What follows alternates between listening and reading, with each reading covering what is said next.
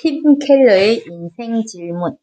삶의 의미를 찾기 위해서 인간이 던지는 수많은 질문에 대해서 기독교는 예수가 모든 것의 답이라고 말하고, 이것이 타 종교와 기독교의 차이점이라고 복음이라고 해.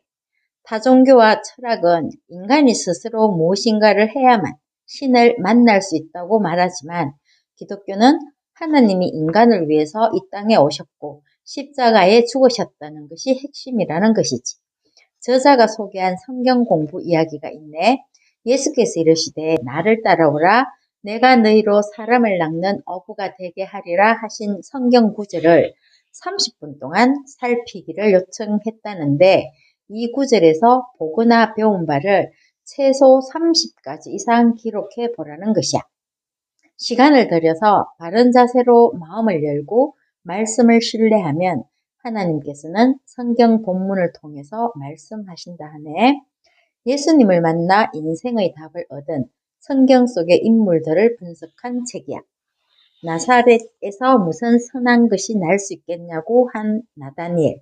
이 나다니엘을 통해서 상대방에게 똑똑하고 유능해 보이고 싶은 인간 본성을 이야기해. 특별히 상대를 조롱하고 경멸하는 태도로 우월감을 나타내는 것은 대부분의 태도라고 하네. 인사이드와 아웃사이드인 니고데모와 사마리아 여인을 통해서 기득층과 소외층이 함께하는 세상, 무엇이 문제인지 묻고 있고, 마르다와 마리아, 최초의 그리스도인 막달라 마리아 이야기가 있어. 그리고 결론은 영원한 삶을 위해서 당신의 구주 예수를 만나라고 해. 죄란 하나님이 아닌 다른 데서 구원을 얻으려는 행위라는 것이고, 예수는 세상에 답을 주러 온 것이 아니라 바로 예수가 진짜 답이라는 것이야. 우리에게는 씻어야 할 얼룩과 죄책과 수치가 있어서 구원이 필요함을 알아야 하고, 예수 그리스도는 우리를 위해 대속과 생명을 주기 위해서 오셨고, 그 방법은 자신의 희생이었다는 것이야. 그리스도인은 예수께서 죽으셨고 죽은 자 가운데서 살아나셨음을 믿는 사람이고, 또 그리스도인은 부활하신 그리스도를 만난 사람이라는 것. 그래서 부활의 최초의 목격자는 막달라 마리아라는 것이고, 또한 약한 자를 불러서 사명을 맡기시는 하나님을 보여주는 대목이라고 해. 마리아야, 이름을 불러주신 예수님, 너는 내 형제들에게 가서 이르되 라는 메시지를 주어서 그녀를 보내셨다는 것이야. 예수님은 강자를 위해서가 아니라 연약한 자를 위해서 왔으며, 우리의 행위가 아니라 예수님께서 이루신 일로 말미암아 우리를 구원하심을 보여주신다는 것이야. 성경에는 하나님이 사람들의 중한 잘못이나 고집을 지적하실 때 무섭게 공표하시기보다는 부드러운 질문으로 전곡을 찌르실 때가 종종 있다고 하는데, 에덴 동산에서 내가 어디에 있느냐? 누가 너의 벗었음을 내게 알렸느냐고 물으신 하나님. 반항하는 요나에게 내가 썩내는 것이 옳으냐고 물으셨다는 것이지. 또한 예수님도 어찌하여 울며 누구를 찾느냐고 물으셨다는 것이야. 구원이란 내 공로를 하나님께 드려서 받아내는 것이 아니라 하나님이 그분의 공로로 말미암아 나를 받아주신다는 것이지. 그때라는 것은 그래서와 같다는 말이 있네.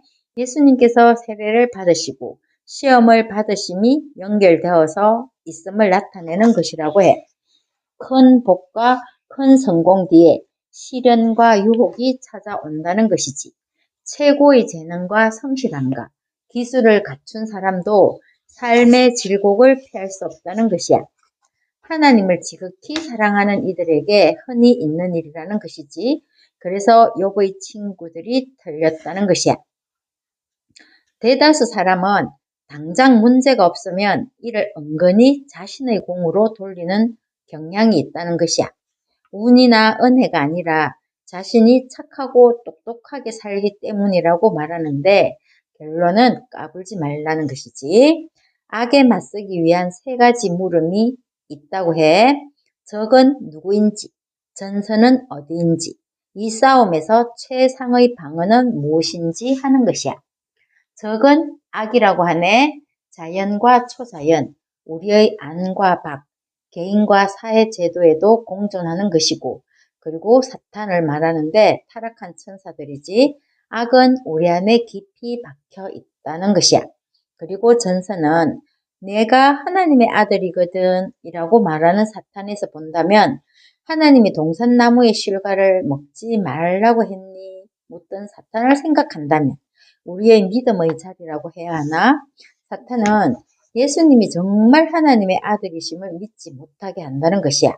우리의 자아상은 이룰 수 없는 하나님의 사랑에 기초하는데 사탄은 이것을 방해한다는 것이지. 우리 마음의 정체감을 엔진에 비한다면 그 동력원으로 고효율의 청정 원료도 있고 엔진을 오염시키고 망가뜨리는 연료도 있다는 것이야. 더러운 연료는 두려움, 자신을 입증하려는 욕구, 남에게 꼭 필요한 존재가 되려는 욕구, 자신을 무절제하게 다 표현하려는 욕구 등이라고 할 수 있고 깨끗한 연료는 하나뿐, 곧 우리를 향한 하나님의 사랑뿐이라고 해. 사탄이 질색하는 한 가지는 이는 내 사랑하는 아들이요 라고 하는 하나님의 말씀이 당신의 삶과 마음이라는 엔진의 동력이 되는 것이라고 해. 최상의 방어는 진리를 되새기는 것이야. 말씀이라는 것이지. 하나님의 화근과 명령과 약속과 계시가 우리 안에 꼭꼭 박혀 있으면 된다는 것이야. 우리를 위한 두 분의 대언자가 있는데 예수님과 성령님. 당신이 그리스도인이라면 하나님이 당신을 보실 때에는 그리스도 안에서 보신다는 것이고 당신 홀로 있으면 죄인이지만 예수 안에 있으면 당신도 온전하고 옳고 아름답게 의롭다는 것이야. 은혜의 방편으로 성령의 역사하심을 이야기해. 예를 들었는데 억만장자인 당신이 고액의 지폐를 실수로 2장이나 택시비로 지불했다면 당신이 어떻게 행동할지 묻고 있어. 억울해 못 견딘다든지 화가 나서 하루를 망친다든지 이렇게 할 건지 아니면 어깨를 한번 어쓱하고 말 것인지. 왜냐하면 억만장자잖아. 그까지 고액의 지폐 한 장쯤 없어도 된다는 것이지. 그리고 또 하나, 만약에 누군가의 비난을 받으면 평판과 재물과 희망의 손해를 본다면 이에 대한 맞대응이 부정적 방향으로 나온다면 자신이 얼마나 부자인지를 모른다는 것이라고 해. 그리스도인의 평안은 세상의 평안과 다르다는 것을 강조하고 있어. 죄의 본질은 내 삶 속에 하나님을 원하지 않는다는 것이지. 그래서 절대적 고통의 원인은 하나님과의 단절이라는 것이야.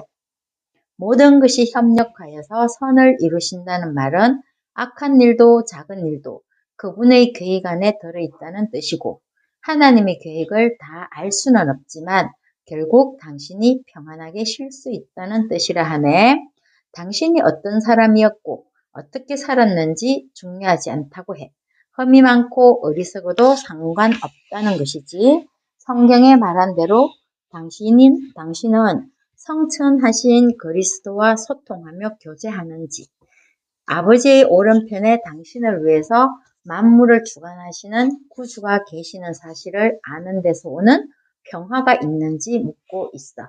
마지막으로 당신의 삶 한가운데에 정말 예수님을 원한다면 그분께 무조건 순종해야 한다는 것이야. 삶의 통제권을 내려놓고 조건을 버리라 하네. 또 하나 공동체도 필요하다는 것이야.